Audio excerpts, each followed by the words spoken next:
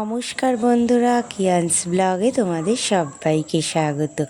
আমি খুব ভালো আছি, আশা করি তোমরা সবাই খুব ভালো আছো।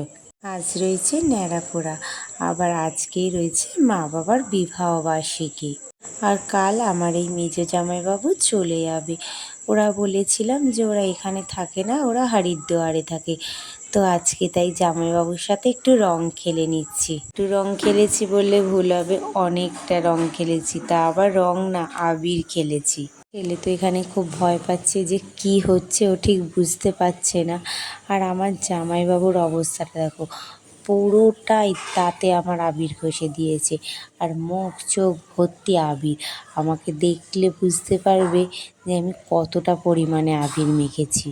ছোটো বোনকে বাদ দিয়েছে, যত সব আবির ছিল সব আমাকেই চেপে ধরেছে। ও চলে যাচ্ছে বলে তাই আজকে আমরা সবাই মিলে খেলে নিচ্ছি, কারণ কাল তো ওই টাইমে চলে যাবে, তখন আমরা আর ওর সাথে খেলতে পারবো না।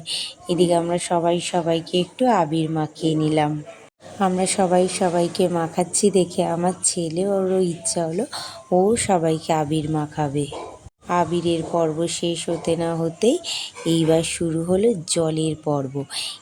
ওর গায়ে জল ছিটাচ্ছে, ও ওর গায়ে জল ছিটাচ্ছে। বছরের এই রং খেলাটা না আমার খুব ভালো লাগে। খেলার টাইমে তো খুব মজা হয়, তারপর খেলার পর হয় সাজা। কথায় আছে না, প্রথমে মজা তো পরে সাজা।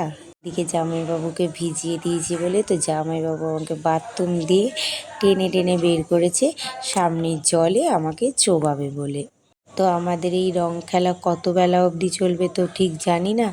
তো আজকের মতো ভিডিও এইটুকুনিই থাক, কাল আবার দেখা হবে। ততক্ষণ তোমরা ভালো থেকো, সুস্থ থেকো আর সাবধানে থেকো। আর সবাইকে জানাচ্ছি হ্যাপি হোলি। খুব সাবধানে রং খেলো।